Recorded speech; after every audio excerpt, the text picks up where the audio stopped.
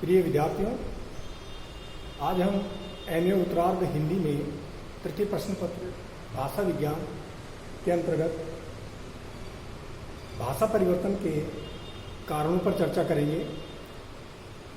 पिछले व्याख्यान में हमने भाषा का अर्थ, उसका महत्व और उसकी जो प्रमुख विशेषताएं होती हैं उनके बारे में विस्तार से चर्चा की थी। आज का जो हमारा टॉपिक रहेगा वो रहेगा भाषा परिवर्तन के कारण। भाषा में जो परिवर्तन होता है वो किन किन कारणों से होता है, इसके बारे में आज हम थोड़ा विस्तार से जानेंगे। भाषा में जो परिवर्तन है वो होना एक स्वाभाविक प्रक्रिया है। भाषा में परिवर्तन से ही उसका विकास संभव है। अगर परिवर्तन नहीं होगा तो भाषा विकसित नहीं होगी। पूर्व व्याख्यान में हमने पढ़ा था 4 कोस पर पानी बदले 8 कोस पर वाणी, अर्थात भाषा जो है वो 4 कोस पर जैसे पानी का स्वाद बदल जाता है और 8 कोस पर जो वाणी है यानी जो बोली है, भाषा है, वो बदल जाती है। तो भाषा का बदलना जो है वो चिर परिवर्तनशील है, यानी चिरकाल से ही ऐसा होता आ रहा है। यानी आदिवासियों की भाषा अलग थी, अब वो भाषा विकसित हुई और उनकी भाषा भी अब जो है वो अब और अधिक विकसित रूप में उनके द्वारा बोली जाती है। भाषा में परिवर्तन जो होता है उसके 5 प्रमुख कारण माने गए हैं, अर्थात 5 जो उसके जिनको हम कहते हैं 5 रूप हैं, भाषा के 5 रूप। और वो 5 रूप कौन कौन से हैं? सबसे पहला है ध्वनि, दूसरा है रूप, तीसरा है वाक्य और चौथा है शब्द और 5वां है अर्थ। यानी इन पांचों में ही परिवर्तन होता है। अब ध्वनि जो है, ध्वनि का जो रूप है वो आगम, विपर्यय, परिवर्तन आदि। ध्वनि जो है उस ध्वनि के अंतर्गत जो परिवर्तन माना गया है वो ध्वनि का लोप हो जाए, अन्य ध्वनि का आगम हो जाए या उसका विपर्यय हो जाए, ध्वनि का विपर्यय हो जाए और ध्वनि में ही परिवर्तन हो जाए। इस तरह से ध्वनि का ये परिवर्तन इस कारण से होता है। इसी तरह से रूप में भी परिवर्तन होता है, भाषा के रूप में परिवर्तन होता है। यानी जैसे रामस्य शब्द है और वो रामस्य का राम का हो जाए। वाक्य में भी परिवर्तन संभव है, होता है। शब्द क्रम बदल जाए, अन्वय इत्यादि उपस्थित हो जाए तो वाक्य में परिवर्तन हो जाता है। शब्द में भी यहाँ परिवर्तन संभव है, होता है। भाषा में पुराने शब्द का लोप हो जाए और नए शब्द का आगमन हो जाए। इसके बाद अर्थ में भी परिवर्तन संभव होता है। विशेषतः भाषा के जो शब्द हैं उन शब्दों के अर्थ में विस्तार का होना और संकोच या आदेश आदि के द्वारा यहाँ भाषा के जो शब्द हैं उन शब्दों के अर्थ में परिवर्तन हो जाता है। इन परिवर्तन के 5 कारणों को यदि हम देखें तो उसके रूप या दिशाओं पर अच्छी प्रकार से हम विचार करें। इन 5 से संबद्ध अलग अलग अध्यायों में इसका वर्णन आगे किया जाएगा। और भाषा विज्ञान की जो पुस्तक है डॉक्टर भोलानाथ तिवारी की, उसमें भी इसको बखूबी बहुत अच्छे तरीके से उन्होंने समझाया। यहाँ संक्षेप में हम कुछ सामान्य बातें करते हैं कि भाषा के विकास में या परिवर्तन पर बहुत पहले से किसी न किसी रूप में विचार किया गया है। शब्द शास्त्र पर विचार करने वाले प्राचीन भारतीय आचार्यों में जो हमारे भारतीय प्राचीन आचार्य हैं उनमें हम इनका नाम लेते हैं कात्यायन है, पतंजलि है, केयट है, काशिका का वैदित्य है और आचार्य वामन है। यहाँ इनके नाम इस दृष्टि से विशेष रूप से उल्लेखित हैं और यूरोप में इस स्थिति पर गंभीरता व व्यवस्थित रूप से विचार करने वाले प्रथम व्यक्ति डेनिश विद्वान थे और उनका नाम क्या था? J.H. ब्रेड्सड्राफ। इन्होंने 1821 में गॉथिक ध्वनि परिवर्तन पर विचार करते समय तथा अन्यत्र भी इसके 7-8 कारण उनके द्वारा गिनाए गए हैं। गॉथिक ध्वनि परिवर्तन पर उन्होंने विचार किया और उसके परिवर्तन के 7-8 कारण भी उनके द्वारा उसमें गिनाए गए। तब से इस सदी तक पॉल, येस्पर्सन, आदि अनेक लोगों ने इस विषय को उठाया। पिछले दशक में स्टूडेंट ने इस विषय पर पहली बार बहुत विस्तार से विवेचन किया, यद्यपि उसे भी पूर्ण नहीं माना जा सकता है। अब भाषा में परिवर्तन विकास के कारणों के प्रमुख दो वर्ग हम बांट सकते हैं। सबसे पहला जो है वो है अभ्यंतर वर्ग, और अभ्यंतर वर्ग का तात्पर्य होता है आंतरिक। दूसरा है अभ्यंतर वर्ग में भाषा की अपनी स्वाभाविक गति होती है, जिसमें भाषा की प्रमुखतः कठिन होने की प्रवृत्ति है, और वे कारण भी सम्मिलित हैं जो प्रयोक्ता की शारीरिक या मानसिक योग्यता आदि संबंधी स्थिति से संबंध रखते हैं।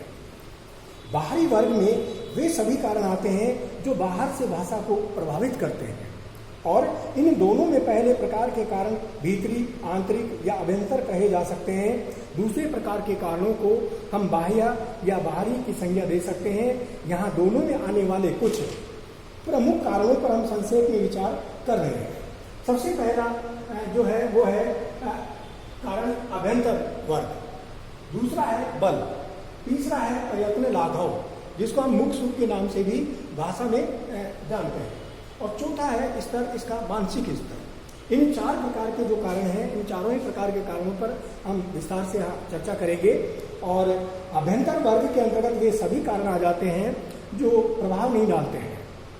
संक्षेप में प्रधान कारणों पर हम चर्चा करेंगे। जैसे सबसे पहला कारण है अभ्यंतर वर्ग का प्रयोग से घिस जाना। अधिक प्रयोग से धीरे धीरे अन्य सभी चीजों की भांति भाषा में भी स्वाभाविक रूप से परिवर्तन होता है। संस्कृत की कारकीय विभक्तियां इसी प्रकार धीरे धीरे घिसते घिसते आज समाप्त हो गई है। और दूसरा है इसका कारण बल। जिस ध्वनि या अर्थ पर अधिक बल दिया जाता है वह अन्य ध्वनियों के अर्थों को या तो कमजोर बना देती है और या फिर समाप्त कर देती है। इस प्रकार इसके कारण भाषा में विकास या परिवर्तन हो जाता है। इस संबंध में ध्वनि और अर्थ के कारण में विस्तार से विचार किया जाएगा। तीसरा जो इसका प्रमुख कारण बताया गया है वह है प्रयत्न लाघव, जिसे हम मुख सुख का तात्पर्य यह है कि ऐसे भाषा के शब्द जिनको उच्चारित करते समय हमारे मुख को सुख की प्राप्ति होती है, तो इसको हम प्रयत्न लाघव के नाम से भाषा विज्ञान में संज्ञा देते हैं। भाषा में विकास लाने वाले या परिवर्तन उपस्थित करने वाले कारणों में ये सबसे महत्वपूर्ण है, क्योंकि भाषा में जो शब्द है वो मूल रूपेण किसी और रूप में होता है, लेकिन प्रयत्न लाघव के कारण, क्योंकि सभी व्यक्ति थोड़ा सा बोलना चाहते हैं और उस थोड़े से बोलने के कारण ही, क्योंकि मुख सुख उसका मुख्य कारण होता है, और वे मुख सुख के कारण उस शब्द का उच्चारण करते समय शब्द का जो वास्तविक रूप क्या है उस वास्तविक रूप का उच्चारण करते समय उसका अन्य ही रूप वहां बनाकर उसका उच्चारण कर देते हैं। और भाषा में विकास या परिवर्तन के 90% से भी अधिक का दायित्व इसी पर है। इसे मुख सुख भी कहते हैं। मनुष्य कम से कम प्रयास में अधिक से अधिक कार्य करना चाहता है, और धान में बोए हुए खेत के बीच में से रास्ता बना लेने की प्रवृत्ति इसको स्पष्ट करती है कि पूरा खेत धान से भरा हुआ है, धान की फसल उसमें बड़े हरे भरे रूप में लहरा रही है, लेकिन उसमें से गुजरने वाला जो व्यक्ति है वो शॉर्टकट चाहता है और उस धान के भरे हुए खेत में से एक छोटी सी पगडंडी बना लेता है, और एक व्यक्ति अगर उसमें से निकल कर चला गया तो फिर कई लोग उसी राह को अपनी राह बना लेते हैं। बोलने में भी इसी प्रकार कम से कम प्रयत्न से लोग शब्दों को उच्चारित करना चाहते हैं, और इस कम से कम प्रयास या प्रयत्न लाघव, प्रयत्न की लघुता, प्रयत्न लाघव का जो शाब्दिक अर्थ है वो है प्रयत्न की लघुता, यानी प्रयत्न बहुत कम हो के प्रयास में ही शब्दों को सरल बनाने या सरलता के लिए कभी तो बड़ा और कभी छोटा बना डालते हैं, और कभी केवल संयुक्त व्यंजनों आदि को सरल कर लेते हैं। जैसे किसी का नाम नवल किशोर है तो लोग उसे शॉर्टकट में नोल्या बोल देते हैं, नवल्या। तो ये क्या है? प्रयत्न लाघव है। उसे नोल्या बना देते हैं। कृष्ण का कन्हैया कर देते हैं, यानी कहीं तो छोटे का बड़ा बना देते हैं, कहीं बड़े का छोटा बना देते हैं। कान्हा का किशन कर देते हैं, भक्त का भगत कर देते हैं, और स्टेशन का स्टेशन बना देते हैं। आज भी हमारे निकटवर्ती जो राज्य है हरियाणा, उस हरियाणा राज्य से लगे हुए जो गांव हैं, यानी हमारे राजस्थान राज्य से लगे हुए जो हरियाणा राज्य के जो जिले हैं, उनके गांवों में आज भी जो 3 शब्द हैं वो शुद्ध रूप में नहीं बोले जाते। और वो 3 शब्द कौन से हैं? स्कूल को वो लोग आज भी स्कूल उच्चारित करते हैं, स्टेशन को वो स्टेशन बोलते हैं, और स्कूटर को वो स्कूटर बोलते हैं। तो ये प्रयत्न लाघव है। और यहाँ स्टार्ट को स्टार्ट बोल देते हैं, धर्म को धर्म को वो धर्म बोलते हैं, जाति का जात शब्द वो बोलते हैं। ये उच्चारण में उनके द्वारा आज भी प्रयोग में लिया जाता है।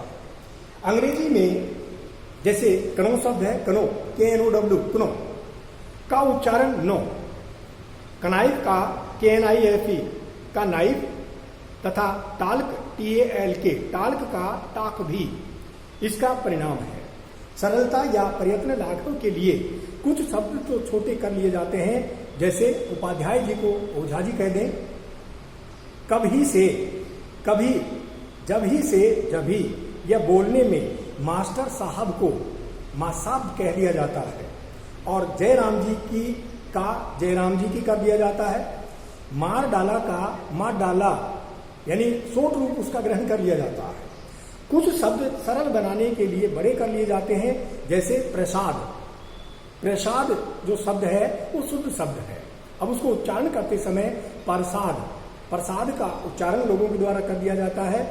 कृष्ण से वे कृष्ण बना देते हैं, स्कूल से स्कूल या स्नान से स्नान बना देते हैं, ग्रहण से ग्रहण कर देते हैं।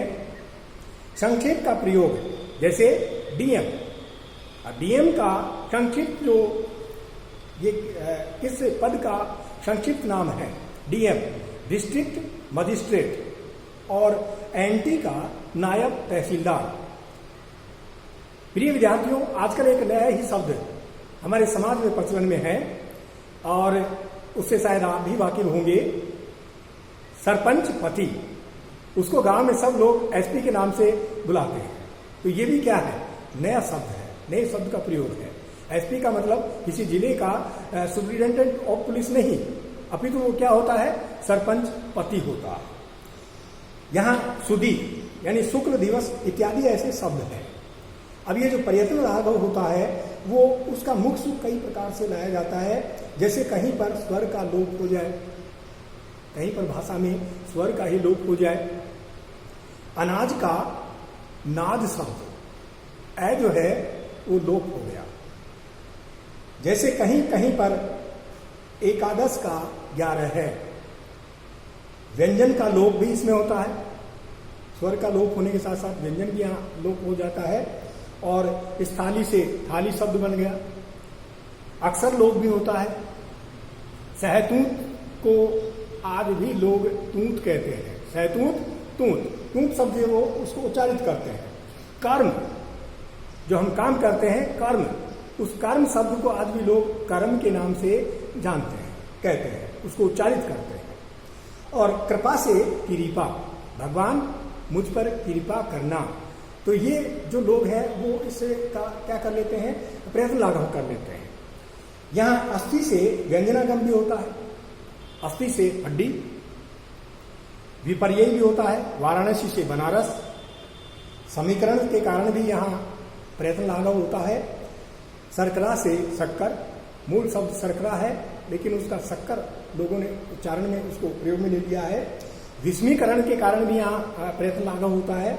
काक से काक, काग, कौवे के लिए ये शब्द प्रयोग में लिया जाता है, काग। तथा स्वतः अनुनासिकता, कई बार स्वतः अनुनासिकता भी यहाँ शब्दों में प्रयुक्त हो जाती है। और ऐसे कई शब्द हैं, जैसे उष्ट्र, उष्ट्र कहते हैं ऊंट को। श्वास से सांस, ग्रह से घर, और वधु से बहू आदि प्रमुख शब्द हैं। चौथा जो इसका कारण है वो कारण है मानसिक स्तर। अब इस मानसिक स्तर में बोलने वालों के मानसिक स्तर में परिवर्तन होने से विचारों में परिवर्तन हो जाता है। क्योंकि जैसा वो सोचेगा वैसा ही वो विचार करेगा, विचार करने के बाद में वो सोचेगा, सोच करके वो उसी को वैसा उच्चारित भी करेगा। ये सबकी अपनी अपनी एक मानसिक बुद्धि होती है, उस मानसिक बुद्धि का वो प्रयोग उसमें करते हैं। विचारों में परिवर्तन होने से अभिव्यंजना के ढंग में भी परिवर्तन होता है और इस प्रकार भाषा पर भी उसका प्रभाव पड़ता है। इसका स्पष्ट परिणाम अर्थ परिवर्तन होता है, पर कभी कभी ध्वनि पर भी इसका असर देखा गया है। जैसे साहित्य का एक शब्द है, एक ही उदाहरण में यहां लेना चाहूंगा। साहित्य का वो शब्द है जिसे हम साहित्य में बिल्कुल साहित्य में पढ़ते हैं, और वो शब्द है त्रिभंगी लाल। अब साहित्य का विद्यार्थी इसके अर्थ को भली भांति जानता होगा, अगर नहीं जानता है तो वह साहित्य का विद्यार्थी है ही नहीं। त्रिभंगी लाल का अर्थ होता है, त्रि का अर्थ है तीन, भंगी जो शब्द है इसका अर्थ है तीन प्रकार की भाव भंगिमाओं को धारण करने वाला। और लाल किसे कहा गया है साहित्य में? नंद के लाल अर्थात श्री कृष्ण। तो भगवान श्री कृष्ण जब बांसुरी वादन किया करते थे तो अपने होठों पर सुंदर मुरली धारण करके और उसे वे बजाया करते थे। सबसे पहले वे अपने मुरली को अपने होठों पर लगाकर अपनी गर्दन को तिरछा करते थे, उसके बाद अपनी कमर को तिरछा करते थे और उसके बाद एक पैर पर दूसरा पैर रखकर वो खड़े हो जाते थे। तो इस तरह की तीन प्रकार की जो भाव भंगिमाएं उनके द्वारा धारण करते हुए बांसुरी वादन किया जा रहा है। तो अगर साहित्य पढ़ने वाला विद्यार्थी होगा तो इस शब्द का अर्थ वह भली भांति जानता होगा, अर्थात उसका जो मानसिक स्तर है, मानसिक स्तर के कारण भी ये प्रयत्न लाघव होता है। अब इसका प्रयत्न लाघव अगर जिसका मानसिक स्तर ठीक नहीं है तो वह इसी शब्द का प्रयत्न लाघव किस रूप में करेगा कि तीन भंगी पुत्र, ये प्रयत्न लाघव हो गया, क्योंकि उसका मानसिक स्तर वैसा ही है।